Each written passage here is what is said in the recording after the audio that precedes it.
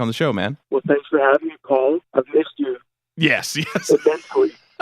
Immensely. But yeah, so tell us what you've been up to. I mean, I think the last time we talked was right after, or I guess right before you had released the Lights Go Down project. And then I don't know how long it's been, but it's been a minute, and I'm glad that we're catching up. But tell us what's been happening. Yeah, so I kind of went through a bit of a, shall we say, transitional phase in my life. Yeah. And just kind of, I wasn't really sure what I wanted to do, if I even wanted to continue doing music. I mean, obviously I want to continue doing music, but I had to figure out a way of how to continue doing music. And, I think I've kind of figured out that it's got to come from the heart. And I for so long, I had done music because it was my job, And now that music isn't my job, like I don't have to wake up thinking about deadlines or anything like that. I feel like my music has flown a lot more authentically, naturally, I guess. And so it just makes making music that much better, I think. And so that's kind of where I am now. I think ultimately when you end up writing because you want to, not because you have to, I think it makes writing from the heart that much easier. So that's kind of where I am today. Yeah. And, it's been great. Cool. Now, let's delve into that just a little bit. Of course, you were part of Hawk Nelson for many, many years because you were the original vocalist and kind of founding member and all that good stuff. And you guys put out a good number of records. And, of course, whenever you're on a label, there's always deadlines. And that's just part of the deal, right? I mean, that's just kind of expected. But Absolutely. With that being the case, did you ever find writing for the next record being almost just kind of like a process more so than letting something flow through you? It was almost like we got to get to step 2, and to do step 2, we have to do step 1. And did it ever get to where it was just kind of that thing that you did? Oh, definitely. It just became forced, I think, for me at least, where, Hawk Nelson started when I was like 17 years old. Right. And so there was no motive or anything then. Like, after listening to like Oasis, none of their songs make any sense. But the songs are cool and they're catchy, and that's all that mattered for that band. And that was kind of like with me and Hawk Nelson. It was like, I didn't know what I was singing about. The songs were catchy, and our audience was into it, and they liked our band, and they liked our music, and they liked our personalities. And to me, that's what being in that band is all about. But then, once you sign to a label, or, especially in our case, it's a Christian label, so there were certain things you had to say about, you had to focus on. And there's nothing wrong with that, but I think I couldn't quite figure that out, if that makes sense. And I had a really hard time with that, and I struggled with that. I think my entire run with Hawk, I've always battled back and forth with what they wanted compared to what we as a band wanted. And I think as time went by, the band accepted what the label wanted, and I didn't. Yeah. And so we just kind of always butted heads when it came to the creative process. And that was especially difficult because I was the force behind the creative process for that band. And so we played it out to our full 5 records. That was part of our contract, And then after the 5th record was done, I just felt like it was time for me to move on and figure out what to do next in my life, which it's been 5.5 years or whatever. I think I finally figured it out, Paul. Knock on wood. Right. Yeah. Well, now, I mean, we've talked so many times since you've left the band, and I don't think I've ever asked you this because I didn't feel like it was quite the right time, but I'm going to take the opportunity to ask this now, and you're more than welcome to pass on it. But at any point since you've left the band, did you ever spend any time really regretting having left? No, I don't think I ever regretted leaving. I regretted how I left and how we ended it. I think I regret that, but I don't ever regret leaving that band. Like, everything has its life form, everything's got its life. Everything's got its lifespan, I guess is what I'm trying to say. And I knew that band had we had gone as far as we could with what we were doing. Right. And the only way they could continue is to go about the CCM or the AC, kind of hop on that train. And I couldn't have done that then. I was still like, I'm punk rock, like, let's do this, and I was the only one that was kind of in that phase of life still. Sometimes I think I'm still stuck in like 2001. Yeah. And, but, I wasn't ready to give that up. And the other guys were more than ready to do that. And kind of what caused the beginning of the end, I think, for us. And so, but no, I don't ever regret leaving. I just, like I said, I regret how it all ended. Right. Yeah. And that makes sense. That makes sense. And I'm glad for you that that hasn't been the case, because, I mean, that would be so hard because, I mean, for practically, unless I'm just totally guessing your age incorrectly, I mean, at that point, your entire adult life, you had been part of this thing that had taken on kind of Absolutely. a life of its own. And then all of a sudden it's Yeah. like, okay, I'm not doing that anymore. And that would be hard. I mean, there have been times when I've thought about like not doing this show anymore because it doesn't make money and it's a huge time drain on me and my family. I mean, there's a whole lot of time put into it, and sometimes you begin to question why you're doing it. And at the same time, I'm like, but I've been doing this for 8 years, and I'm that guy from the Christian Rock 20. And what does that mean if I'm not that guy? And I know that I'm more than that. I mean, I'm a husband and a father and a son and a brother and all that good stuff, and that's great. But so much of how I've related to so many people have been through this thing, and the idea of not being part of that thing, it's like, well, do people care after that? And it's really hard to know until rubber meets the road, but at the same time, you don't want to be chained to something that you're not into either. So it's hard. Oh man, that's like my life. Like, absolutely. Like, you just nailed it. Like, that was my, Hawk Nelson, that's what I was. That's who I was. Like, it didn't matter about my personal life, the kid. I could even have like the worst day, but that's the singer for Hawk Nelson. It doesn't matter. You got to talk to him. You got to put up that front. You got to put on that face that everything's A-okay. And I think that is another thing that really got to me, that like I couldn't just be myself. It's super sad. It got to the point where I didn't know who myself was anymore. Right. And I think that's a common thing, and especially Christian artists. That you are put on such a pedestal that you can't come down from it, because whether you want to be on that pedestal or not, you're kind of forced up there, and you're just kind of like,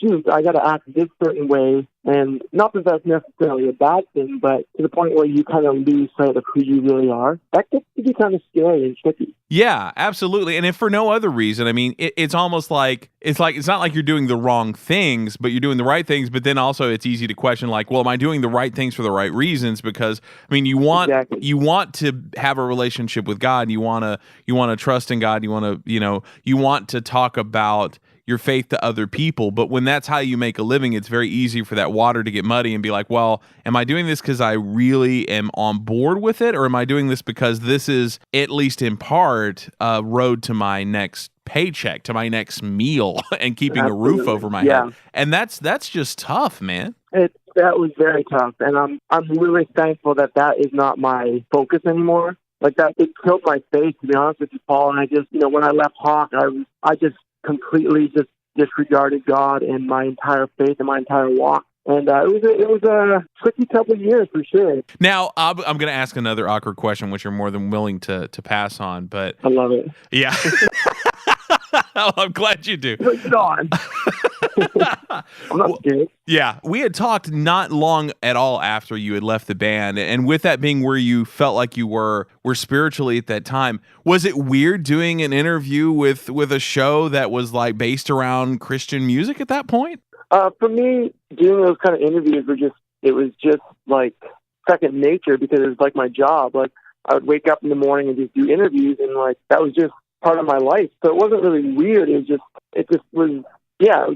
what I did, whether I believed it or not. That was still part of my job, and I was just kind of going through the motions, I guess. Yeah. Okay. I get that. It was at the point where it was so familiar, and it was so something that was a part of who you were at that point. It wasn't as big of a deal because it was just kind of continuing to do more of the same, I guess. Exactly. And kind of even in my last days with Hawk, like the things you'd say on stage, it was like repetition. Yeah. Muscle memory. Like, I would say these things on stage, and people were like, "Oh, what you said tonight changed my life." I'm like, I don't even know what I said. Yeah. And it was sad, man. Yeah. That's just a sad place to be at. Yeah, and I agree. I mean, and I get it, because sometimes it's like what you're supposed to say, so you say it, and and it's very easy to not even be thinking about it at that point. And And it's weird because, I honestly wonder how pastors do it. I really admire pastors who are able to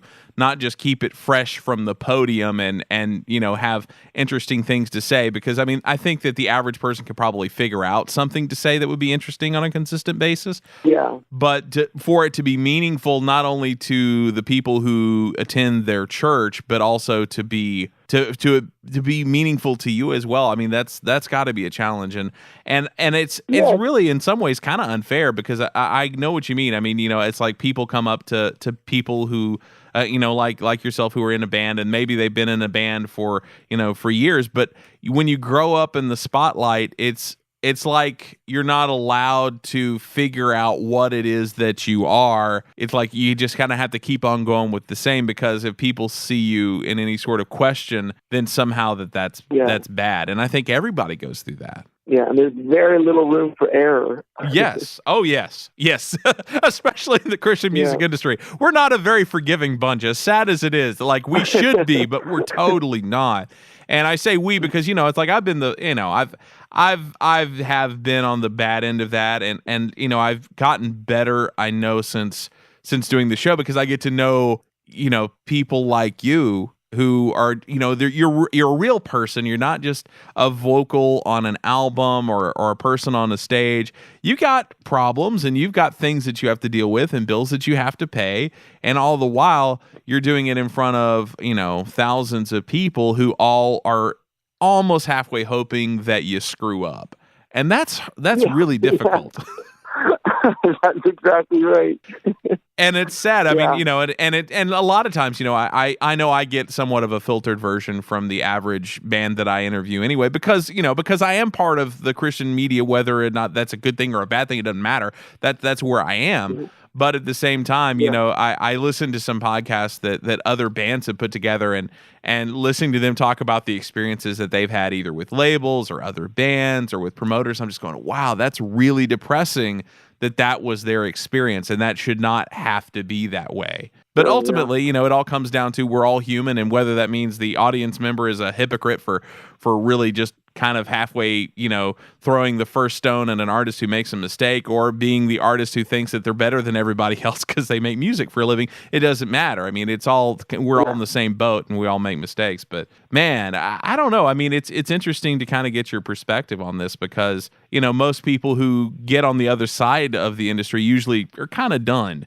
And it's nice that at least you're willing to acknowledge the things that have happened. I have no regrets at all for what had happened with my career with Hawk, and just I think I made some really great relationships even when I was down in Nashville for holy smokes, almost 7 years. And I think I still to this day think we had a really great team, great management, great label. Mm-hmm. I mean, Tooth and Nail Records was that was like the mecca as a kid. Like NXPX, Slick Shoes, those were the bands I wanted to be like. And the fact that we got to sign to them, I'm still very grateful that we had the opportunity. I miss Brandon Evil and Tyson, all those guys. Like, they were our family, and I think about them actually all the time. I have no regrets at all. And I've heard stories of other bands and who were signed to labels, and oh, they did this and they did that. Oh, well, you signed the contract. You had ample amount of time to read it over. You could have taken it to a lawyer if you wanted, but no, you were just excited to brag to your friends you signed a record deal. Yeah. And, I was 19 years old when I signed with them, and I didn't know the ins and outs of it all, but I didn't care. I just wanted to make music for a living, and they gave me that opportunity, and I'm still very thankful for that chance. Yeah, for sure. And I kind of am right there with you, man. I kind of see that too. I mean, every now and then, I'm not going to name names, but I do see some bands who will go off on social media about the terrible contract that they got into. And one part of me, I'm like, as a label that is run and managed by Christians, yeah, you shouldn't maybe put out a contract that basically is not going to give someone a chance to make a living unless they are just the next huge thing. But at the same time, that doesn't alleviate you from a responsibility to, like you said, read the contract, get somebody who knows better than you. I mean, even if you have to spend a couple of $100 to get a lawyer to look at it and say, yeah, this is a terrible idea, then you need to do that. And that's, unfortunately, like you said, I mean, when you're that young and it's that big of a thing, you don't want to hear the negative of that, and that's No, tough. absolutely. Oh man. And I think, we were at the right place at the right time too, when pop punk was still kind of a big thing. Yeah. And I'm still willing to believe that pop punk is coming back. And I think it is. That's for another day. But yeah, we were just at the right place at the right time, and we kind of, we really took off pretty quick, for a band, of our age. Yeah. And I don't know, we were just at the right place at the right time, and so it worked out for us. Yeah, for Whereas, sure. if it was like a year or two later, we may have not been successful because it was just a different place or a different time. Yeah, for sure. For sure. Well, now tell us a little about this new song that you've recorded. Since we've reminisced a bunch, let's talk about Rock Bottom and kind of what went into this. I've read your social media post about it, and so I have a pretty good idea of where you're coming from with it, but I want to make sure that when people hear this song in the show that they kind of get where you're coming from with it. So as I was leaving Hawk Nelson, I think it was March of 2012, crazy, long time ago now. Yeah. My head was just in just a whole different space. I just wasn't sure what to do. And like you're saying, like when I leave Hawk Nelson, like what am I going to be known for? Like, what's my legacy? Like the guy that quit the band, the guy that screwed up his life. And I wasn't really sure, what to think or where to go or, what to do. And that's just being honest, and I was just kind of trying to figure it out, thinking I could maybe just tour under my own name. Didn't really want to tour. That's kind of why I wanted to leave in the first place. But if I had to do it, then I was going to do it. But obviously my personal life was just kind of falling apart then. And I was just trying to grasp what to do. And like I kind of mentioned earlier, but by this point, my faith was basically nothing.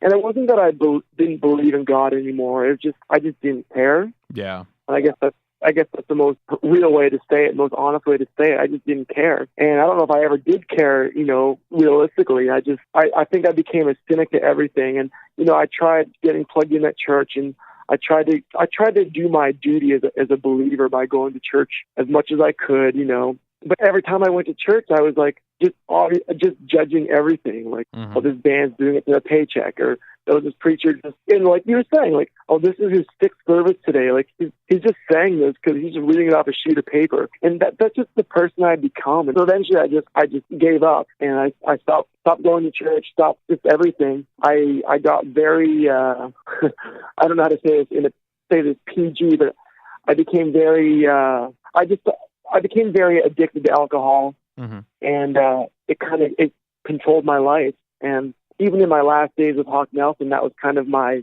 nighttime ritual, where, the occasional beer was kind of the way to go. But then it turned from that to, it came to 6 beers a night before bed. So I was going through a case of 24 beer in my bed, like in my bunk, in my bus. Like it just became, it trapped me, Yeah. And I couldn't get out of it. But when you're in it, you don't think about it. It's no big deal. I'm like, oh, I'm just having a few beers. It's no big deal. And then, it got to me, and it destroyed my life. It's just, without getting into too much detail, my life had come to a very abrupt end, and I had to get out of it the way I did. I just sad, like in hindsight, as I look back on it, my way of getting out wasn't like, oh, I need to give my life back to God. That wasn't even the first thought in my mind. It was just like, all I knew in my mind is like I had to get home. And by home I mean like I had to get back. I had to get out of the States. I needed to move back to Canada. I don't know. I just had a big connection here with my family and friends back here at home, and that was my way of getting free, was by just moving back home. And so that's exactly what I did. I had to sit down a little intervention with my parents and whatever, and just kind of told them everything that was going on in my life, and just to be able to admit that to my family, just to let them know like my life had fallen apart, and realistically my life had hit rock bottom. And it was one of those things, like one of those stupid things I think back to. Like I used to talk on stage, like, when you think your life is hitting rock bottom, man, like you gotta know that Jesus is the answer. Like I would preach that from on stage, but I didn't even know what the heck I was talking about. Right. And like it really made sense to me. Like I didn't know what to do, and like in all honesty, I wasn't even sure what to do. I didn't want to play music anymore. I didn't want to make music. I had to figure out what to do, like starting over again. So I came back home. Didn't let anyone know that I played music, and there's occasional, hey, that's the guy who Hawk Nelson, but. It didn't matter.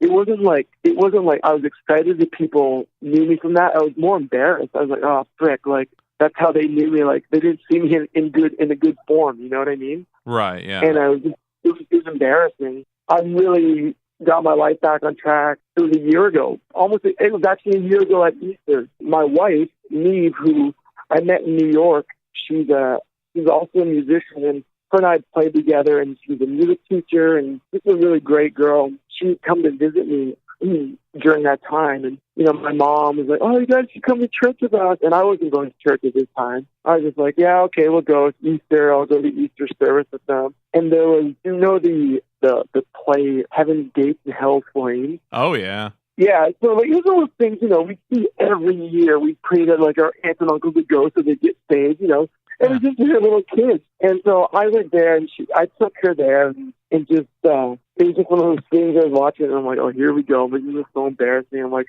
my girlfriend coming here to watch this, and she doesn't go to church. At the end of the play, my wife, well, who wasn't my wife then at the time, they did like the altar call thing, and she kind of reached over to me, and she's like, I'd like to go to the front and dedicate my life to Christ. And I was kind of shocked. I'm like, wait, are you serious? Like, and I wasn't mad at it. I was like, oh, that's cool. Like, she wants to do that. Right. And like I mentioned before, Paul, like I never stopped believing in God. I just thought I was just kind of over it. Just whatever, it was what it was, But as soon as she said that, it just did something to my heart. And I'm like, wow. I'm like, okay. And so she's like, would you stand at the front with? And I was like, okay. And so I went up there beside her and stood beside her, and she got to do the like repeat after me prayer, the classic repeat after me prayer. For whatever reason, man, as soon as I did it just to stand by her side, as soon as I repeated everything I was repeating that the preacher was saying, it did something to my own heart. And I can't explain it to you. And like from a kid that grew up in the church,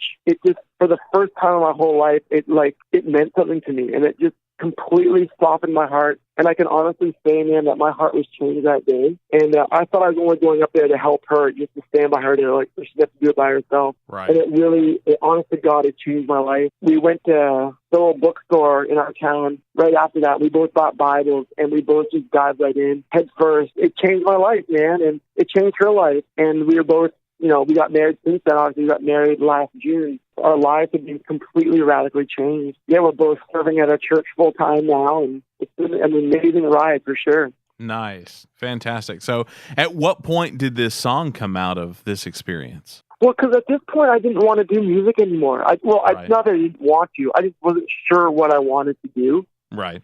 And so, the song only came to me, like, a couple months ago, and I was driving home one day in my car, and I just started singing this melody. And so I grabbed my phone illegally, because you don't have to sing your phone while you're driving. But I grabbed it just to put the idea down. And then I got home. I have like a little studio here back in my hometown that I've been working from. And so I just kind of went there and just put the idea down and just kind of built it from there. And just that was kind of the beginning, the birthing of it. But the song, it makes sense to me because it's real to me now, and I actually get it. You know what I mean? And so that being the first song I've ever put out, and probably 3.5 years or whatever, it just felt good to put out something that is from the heart, And even in the Hawk days, I was always a bit weird about putting songs about that aren't for the church, but for people that maybe are needing something more for their faith.